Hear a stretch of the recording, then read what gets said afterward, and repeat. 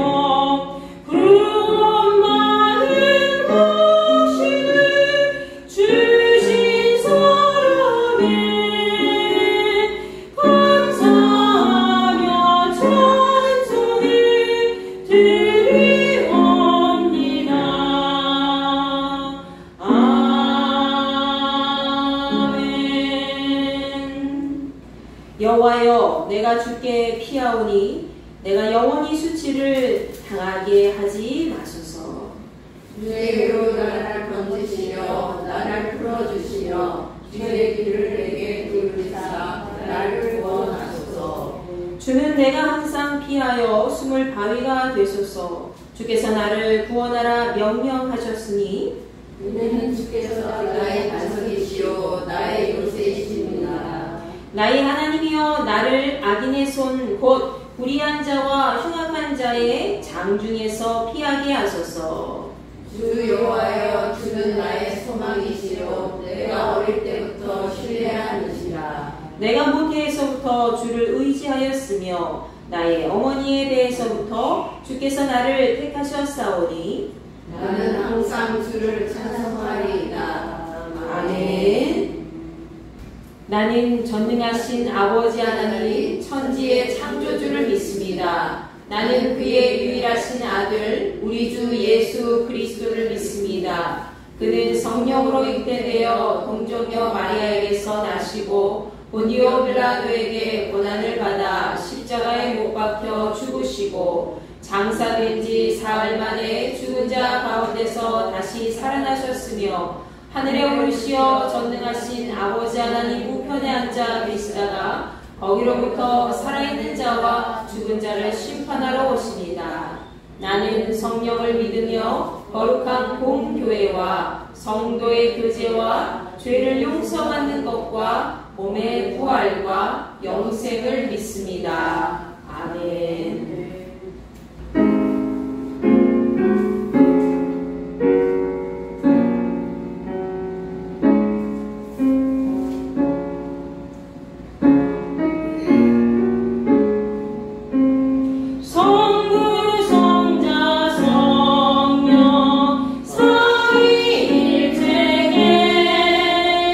힘을 모아 저녁 용매를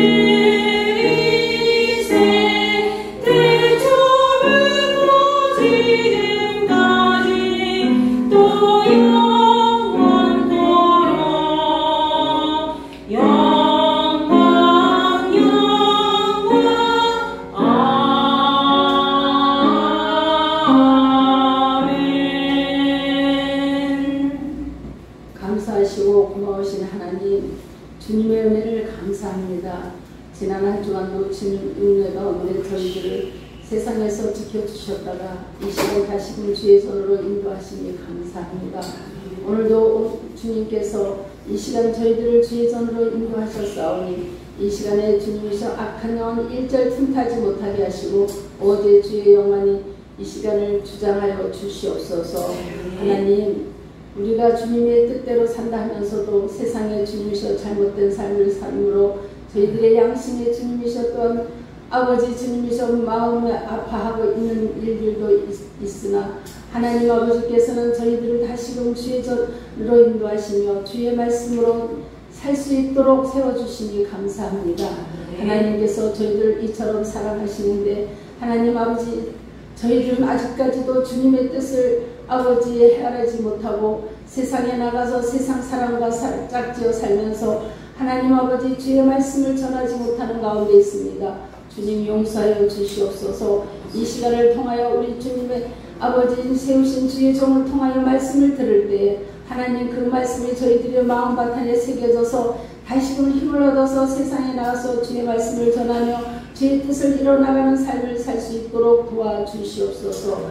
우리가 이 세상을 살아가면서 많은 어려움과 고통 속에 살면서도 하나님 낭망하거나 절망하지 아니하는 것은 우리 여호와 하나님께서 저희들을 택하여 주시고 저희 죄를 용서하여 주시고 저희 영혼을 살려주시며 하나님 앞에 주님이시오 아버지께로 갈 수 있는 길을 열어주셨음을 고백하며 살아갈 수 있도록 도와주신 은혜를 감사합니다. 그래야 우리가 더욱더 하나님의 그 뜻을 이뤄나갈 수 있는 우리들이 되어지게 하여 주시옵소서.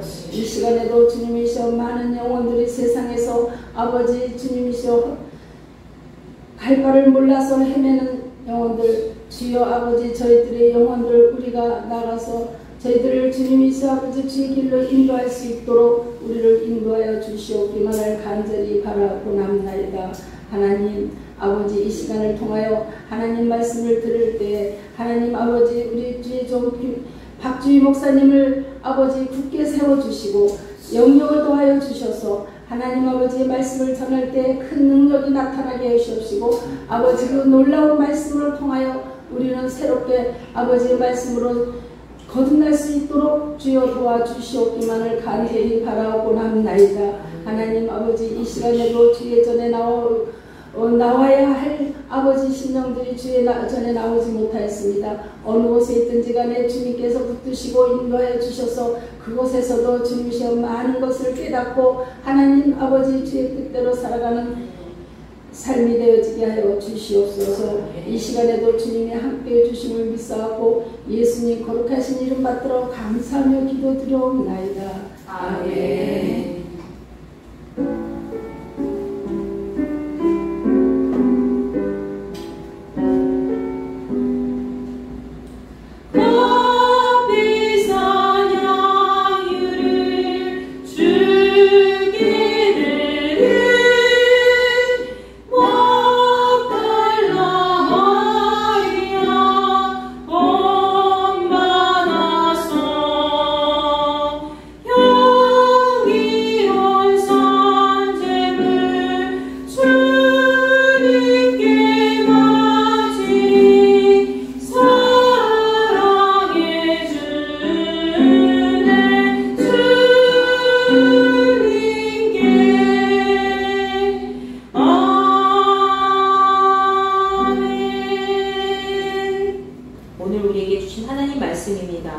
사도행전 9장 36절부터 42절까지의 말씀입니다.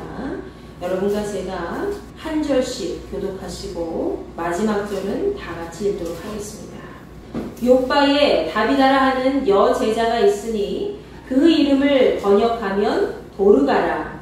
선행과 구제하는 일이 심히 많더니 그때 병들어 죽음에 시체를 씻어 나가게 누이니라. 룻다가 욥바에서 가까운지라 제자들이 베드로가 거기 있음을 듣고 두 사람을 보내어 지체 말고 와 달라고 간청하여 베드로가 일어나 그들과 함께 가서 이르되 그들이 데리고 다락방에 올라가니 모든 바구가 베드로 곁에 서서 울며 도르가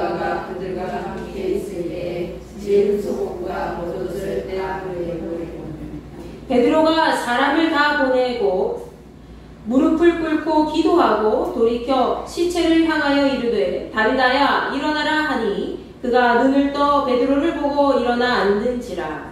베드로가 손을 내밀어 일으키고 성도들과 바원들을 불러들여 그가 살아난 것을 보이니 온 요파 사람이 알고 많은 사람이 주를 믿더라. 아멘. 자, 본문 말씀을 전하기에 앞서서 제가 오늘은 여러분에게 몇 장의 사진을 좀 보여드리고 말씀을 시작하고자 합니다. 자, 첫 번째 사진은 나무가 우거진 숲풀이 있는 울창한 숲속의 모습이지요. 키 큰 나무가 하늘을 향해서 쭉쭉 뻗어있는 모습을 볼 때 어떠십니까? 좀 평안한 마음도 들고 야, 저런 곳에서 한번 쉬고 싶다 이런 생각도 좀 드시지요. 굉장히 녹음이 짙은 모습을 우리에게 보여주고 있습니다. 이곳에는 은은한 빛도 있고 또 시원한 나무 그늘이 있지요. 자, 두 번째 사진 보여드리겠습니다. 두 번째 사진은 나무판 위에 십자가 모형의 그늘이 있지요. 또 그 옆에는 한 가족으로 보이는 사람들의 화목한 뒷모습이 남겨져 있습니다.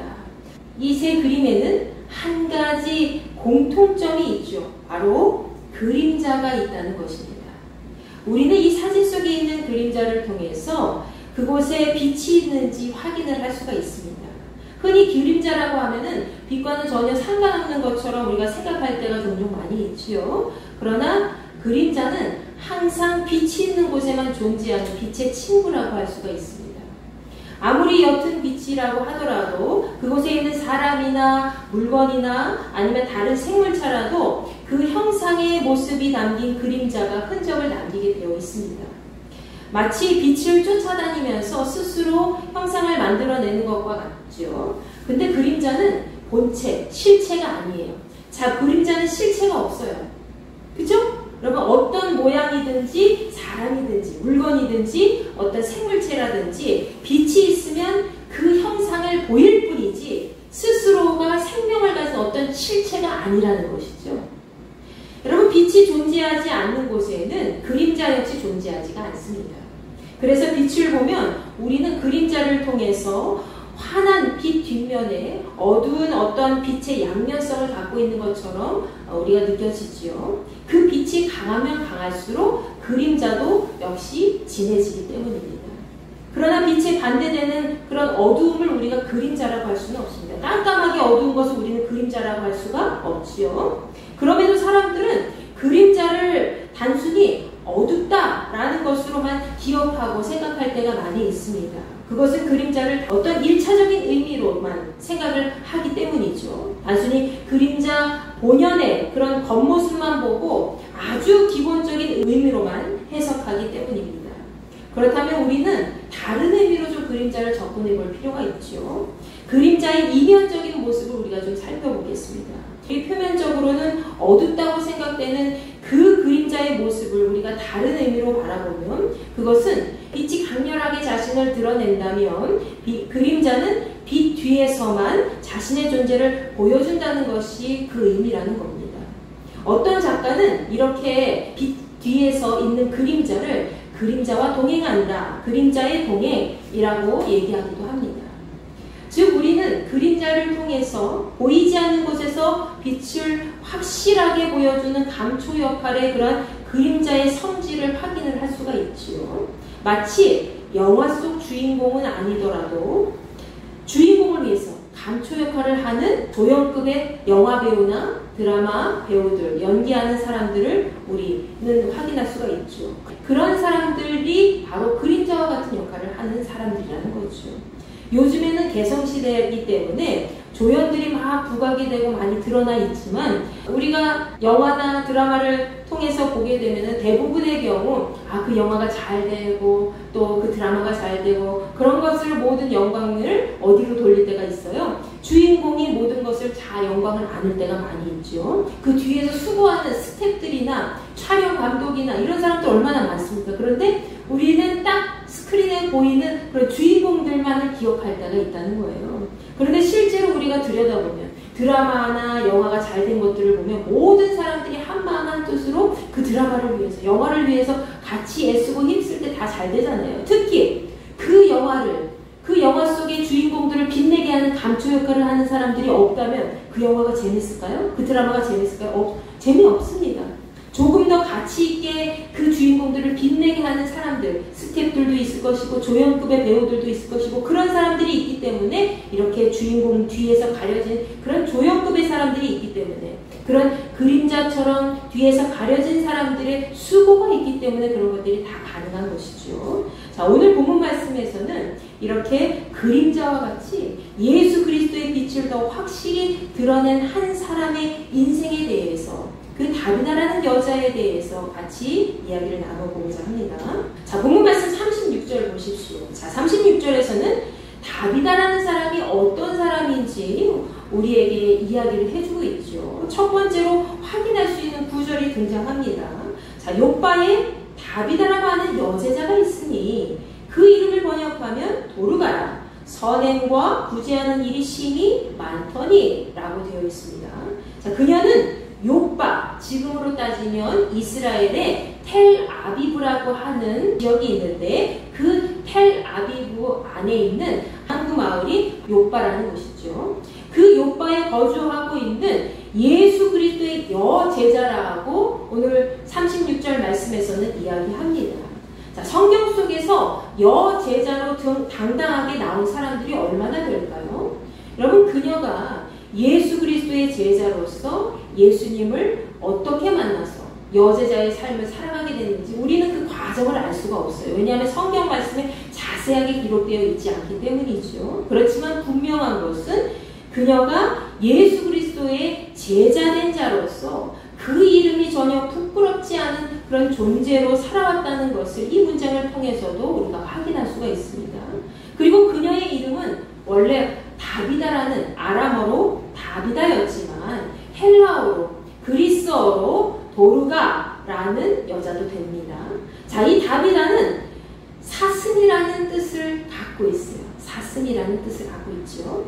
그리고 또 이 여자는 선행과 구제하는 일이 심히 많았다라고 기록될 정도로 그녀는 예수님의 제자로서 언제나 선한 일을 행하는 데 앞장서고 그리고 가난한 사람들을 돕는 데 힘쓰는 역할을 잘 감당한 사람이라고 할 수 있죠. 그런데 이러한 그녀가 바로 죽은 것입니다.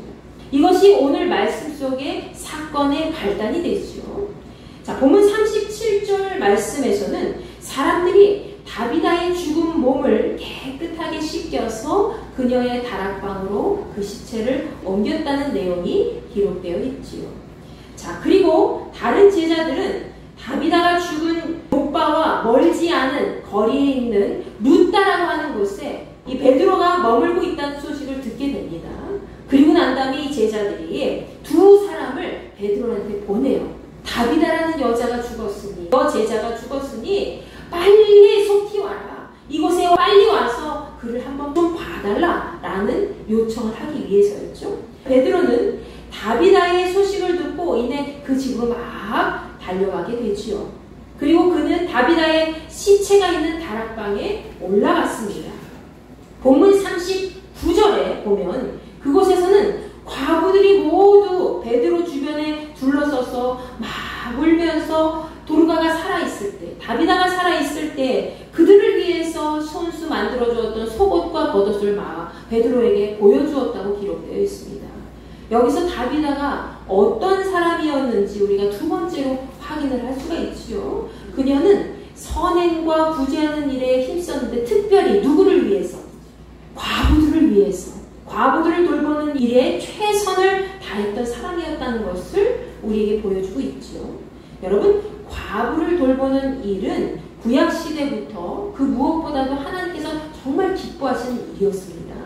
신명기 24장 17절부터 18절까지의 말씀에서는 이스라엘 사람들이 반드시 지켜야 할 사람의 도리에 대해서 이렇게 이야기합니다. 우리 다 같이 한번 읽어볼게요. 시작. 너는 객이나 고아의 송사를 억울하게 하지 말며 과부의 옷을 전간 잡지 말라. 너는 애굽에서 종되었던 일과 네 하나님 여호와께서 너를 거기서 속량하신 것을 기억하라. 이러므로 내가 네게 이 일을 행하라 명령하노라. 아멘. 자, 여기서는 레위인과 고아가 공정한 재판을 받지 못하는 일이 없도록 하라고 명령한 동시에 과부의 옷을 담보로 잡아서는 절대로 안 된다라고 기록되어 있습니다. 또 그들이 이집트에서 노예 생활했던 일과 또 하나님께서 그들을 건져주셨던 것, 구원해 주셨던 것을 항상 기억하라고 말씀하셨죠.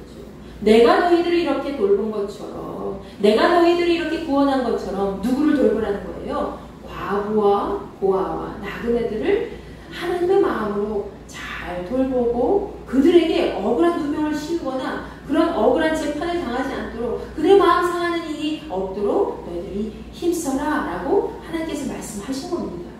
자, 이뿐만 아니죠. 레위기 19장 9절부터 10절까지의 말씀에서는 이렇게 말씀하고 있습니다. 시작! 너희가 너희의 땅에서 곡식을 거둘 때에 너는 반 모퉁이까지 다 거두지 말고 내 떨어진 이삭도 줍지 말며 내 포도원의 열매를 다 따지 말며 내 포도원에 떨어진 열매도 줍지 말고 가난한 사람과 거류민을 위하여 버려두라. 나는 너희의 하나님 여호와니라. 아멘. 이스라엘 사람들은 항상 밭의 곡식을 추수할 때에 밭 구석구석까지 다 거두지 말라. 막 긁어가지고 다 모이지 말라고 얘기했어요. 자, 그리고 떨어진 이삭이 우리가 밭 추수하다 보면 이삭도 떨어지잖아요. 벼 이삭도 떨어지고. 근데 그 이삭을 다 줍지 말래요. 땅에 떨어진 거 줍지 마라. 우리 같으면 아유 아까워서 다 긁어 모을 텐데 하나님 그렇게 모세를 통해서 말씀하신 거죠. 그리고 포도를 딸 때도 어떻게 하라 그러셨어요? 포도송이 전부를 다 따지 말고 일부 남겨두라 그러셨죠. 그리고 떨어진 포도송이가 있으면 어떻게 되라 그랬죠? 그 포도알을 다 줍지 마라 라고 말씀하셨습니다. 그 이유가 뭐예요? 바로 가난한 자들과 그들 중에 거류하는 나그네를 위해서 남겨두라고 하신 겁니다. 혹시라도 그들이 밭에 와서 포도밭이나 일반 밭에 와서 그 농산물 먹을 게 없어가지고 굶주리고 있을 때에 그것이라도 조금 걷어서 먹을 수 있도록 하나님은 그들을 생각하신 거죠. 이것은 분명히 하나님의 명령이셨습니다. 이 모든 것은 반드시 지켜야 하는 이스라엘 사람들의 생활 수칙이었죠. 그리고 연약한 자들을 보호하시고 돌보시려고 그리고 그들을 살리시기 위한 하나님의 은혜였다는 겁니다. 특별히 신명기 14장 28절부터 29절까지의 말씀에서는 이스라엘 사람들이 3년마다 그 해 연말에 그들이 심어놓은 농사지은 농산물의 11조를 그들이 살고 있는 성에 저장해 놓으라고 말씀하셨죠. 그리고 분배받은 땅이 없는 레위인이나 또 같은 마을에 살고 있는 같은 성에 살고 있는 고아와 또 과부 그리고 외국인들이 그 저장해 놓은 그 곡식 11조로 곡식들을 저장해 놓으라고 했잖아요. 그 저장 창고에서 필요한 대로 가져가서 먹게 하라 라고 하나님 말씀하셨습니다. 그렇게 할 때에 너희들이 그렇게 하면 어떻게 하신다고 했어요? 하나님께서 그들이 하는 모든 일에 복을 주실 것이다 라고 말씀하셨습니다. 우리 신명기 14장 28절부터 29절까지 크게 읽어보겠습니다. 시작! 매 3년 끝에 그의 소산의 10분의 1을 다 내어 예 성읍에 저축하여 너희 중에 분깃이나 기염이 없는 레위인과 예 성 중에 거류하는 객과 및 고아와 과부들이 와서 먹고 배부르게 하라. 그리하면 네 하나님 여호와께서 네 손으로 하는 범사에 네게 복을 주시리라. 아멘.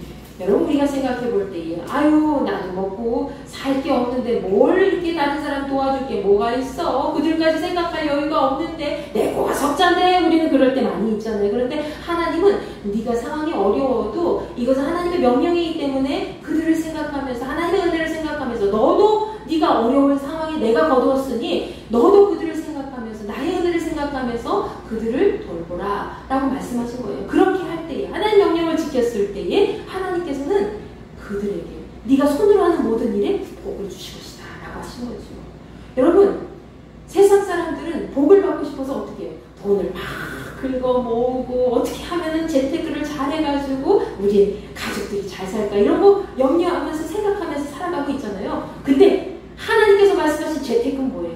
내가 콩 한 쪽이라도 있을 때 같이 나눠줄 수 있는 그런 사람들과 같이 더불어서 내가 하나님의 명령에 따라 순종할 때에 하나님께서 거저 그들의 손으로 행한 모든 일에 복을 주시고 형통하게 하신다고 하셨잖아요. 아멘. 이게 하나님께서 우리에게 주신 재정의 복입니다.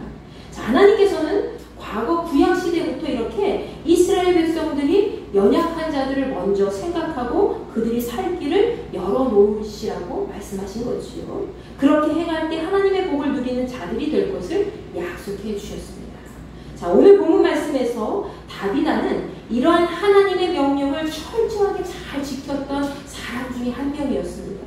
그것은 이미 그녀의 마음이 하나님께서 주신 사랑으로 가득했기 때문에 가능한 것이었죠. 여러분, 이렇게 선행과 구제에 힘쓰면서 특히 과부들을 소중하게 여기면서 사랑을 베풀던 다비다가 죽었기 때문에 함께 그 기쁨을 누렸던 사람들이 얼마나 마음이 슬펐겠어요. 여러분, 본문 40절 말씀에서는 욥바의 다비다의 집에 찾아온 베드로가 사람을 다 내보내고 어떻게 합니까? 무릎을 꿇고 그 자리에서 기도하였다고 기록되어 있지요. 베드로는 오직 하나님만 바라는 거예요. 내가 아무리 능력이 뛰어나도, 베드로가 아무리 능력이 뛰어나도 어때요? 스스로 사람이기 때문에 스스로 그 사람을 어떻게 이렇게 세울 수 있습니까? 아니에요. 베드로도 한 사람에 불과해요. 연약한 사람에 불과합니다. 그렇기 때문에 베드로는 누구를 바라보게 된 거예요? 하나님을 바라보면서 하나님을 1대1로 바라봤어요. 사람들 보지 않기 위해서. 사람들에게 설사라도 베드로가 저 사람 살렸어 하는 소리 듣지 않기 위해서 베드로는 어떻게 합니까? 사람들을 다 내보내고 오직 하나님과 자기 자신만 1대1로 바라보면서 하나님만을 바라보면서 그녀를 놓고 간절히 기도합니다. 어떻게 합니까? 하나님, 이 여인을 위해 기도합니다 하면서 베드로가 하는 그 기도의 내용에 대해서는 나와 있지 않지만 우리가 감히 짐작할 수가 있지요. 하나님의 권능의 손길을 바라보면서 기도하는 겁니다. 하나님, 이 여인을 하나님께서 살려주실 줄 믿습니다 하면서 하나님의 권능을 바라보며 기도한 거예요. 그리고 그는 예수께서 야이로의 딸을 위해서 달리라고, 소녀야 일어나라 라고 명령하신 것처럼 다비다야 일어나라 라고 말씀하셨습니다. 다비다야 일어나라 라고 이야기합니다. 그러자 놀라운 일이 벌어졌죠. 죽었던 다비다가 어떻게 됩니까? 다시 생명을 찾고 그 자리에서 베드로를 보고 일어나 앉았습니다. 여러분, 우리가 이 장면을 상상해 보세요. 죽어있던 자가 갑자기 자리에서 일어나요. 어떻게 됩니까? 깜짝 놀라겠죠. 자, 이 장면을 우리가 생각해 보면은 좀비가 되어서 다시 살아난 것 같은 그런 느낌을 받을 때가 있을 겁니다. 그러나 분명히 다비다는 어떤 상태예요? 지금 온몸에 혈이 돌고 뼈가 다시 맞춰지고 그리고 모든 살이 다시 생명이 되살아나서 숨을 쉬고 이런 상태가 된 거죠. 몸과 마음과 영혼이 다시 살아나게 된 겁니다. 영과 혼과 육이 모두 살아난 사람이 되었습니다. 죽었다가 부활하게 된 거죠. 베드로는 다비다에게 손을 내밀어서 다시 마저 일으켜 세우고 다른 성도들과 과부들을 불러서 그녀가 다시 살아난 것을 보여주게 됩니다. 자, 많은 사람들이 이 모든 것을 바랬겠죠. 다비다가 다시 살아날 거야. 다시 살 수 있을까? 하면서 다시 살아났으면 좋겠어. 다시 눈을 떴으면 좋겠어. 다시 우리에게 왔으면 좋겠어. 라는 것을 많이 바랬겠죠. 그런데 실제로 그것을 눈을 떠서 직접 보니까 어땠을까요? 아주 놀라움과 기쁨과 여러 가지 복합적인 감정이 섞여서 그녀를 보게 됐을 겁니다. 본문 42절 마지막 말씀에서는 온 욥바에 다비다가 살아있다는 소문이 퍼져서 많은 사람들이 주님을 믿었다고 기록되어 있습니다.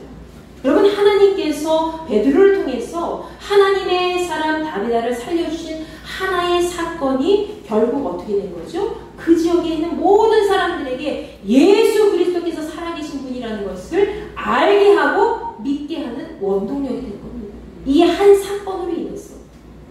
말하자면 우리 인도교회에 어려운 질병에 걸린 단 한 사람이 있는데 그 사람을 위해서 모든 성도들이 같이 연합해서 기도하고 우리가 하나님 바라보면서 하나님을 권능을 믿고 나아갔을 때 하나님께서 그 사람을 살려주시고 다시 치료하시고 이렇게 세워주신 것을 많은 사람들이 이 지역에 있는 비그리스도인들이 보고, 야, 정말 저 교회에 있는 저 사람 하나님께서 살려주셨대 하고 온 소문이 퍼져서 예수 그리스도를 믿게 되는 그런 놀라운 역사가 나타나게 된 것과 마찬가지라는 거죠.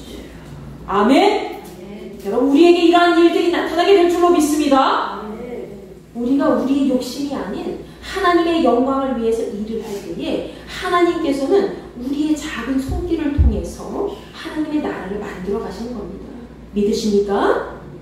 많은 신학자들이 다비다라는 여자는 과부였을 것이다 라고 추측을 하지요. 실제로 다비다가 과부였는지 그 기록은 나와 있지가 않습니다. 다만 분명한 것은 이 다비다는 하나님의 존귀한 사람이었다는 거예요.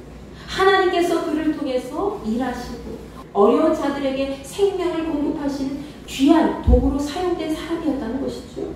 그리고 그를 통해서 많은 생명들이 건짐을 받고 상처를 치유받고 회복된 삶을 살게 되었다는 것입니다.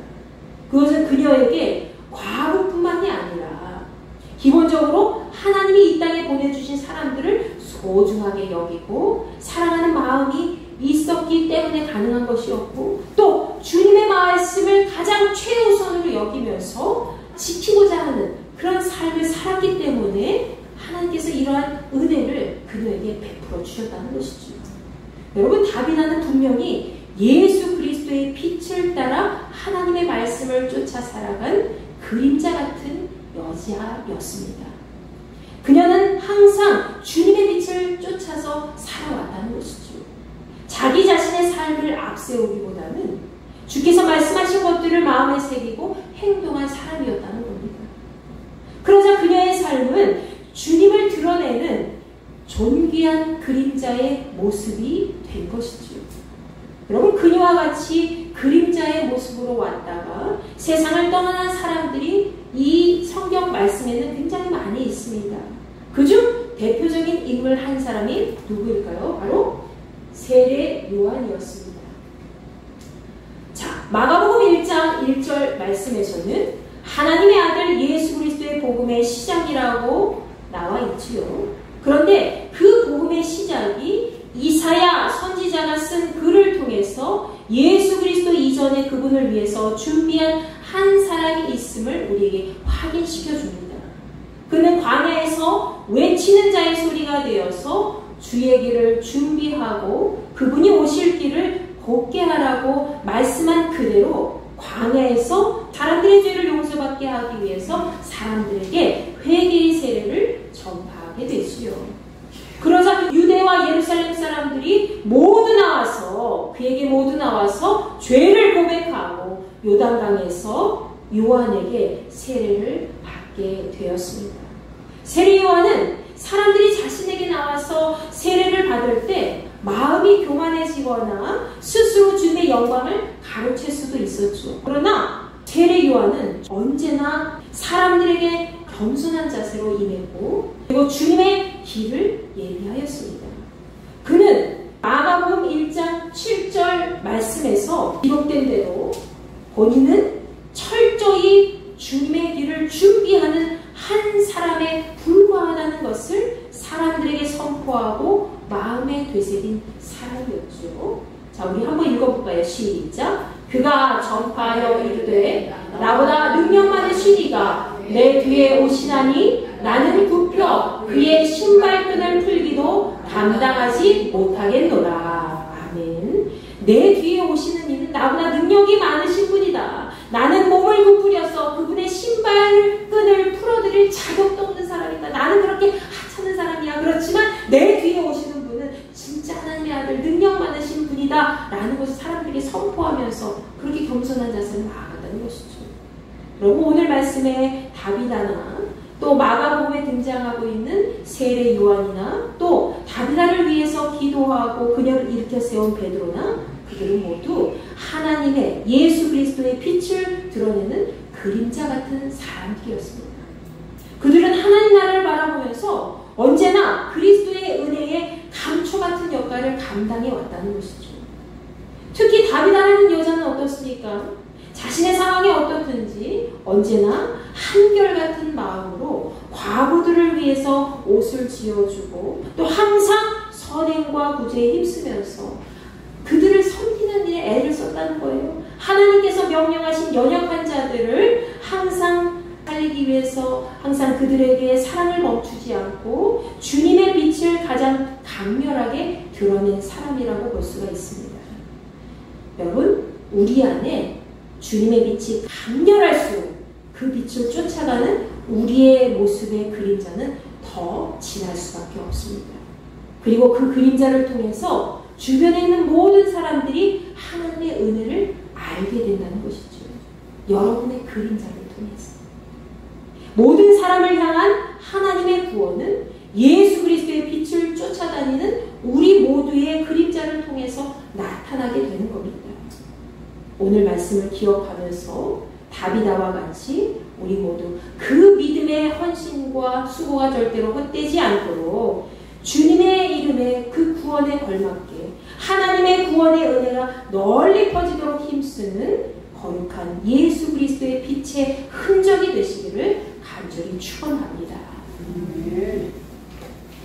생명 진리 은혜 되신 영원하신 구세주 사랑 되사 모든 인류 구원하여 주시니 영광 중에 계신 주님 크신 은혜 베푸사 사랑으로 세우시고 누리고서 주소서.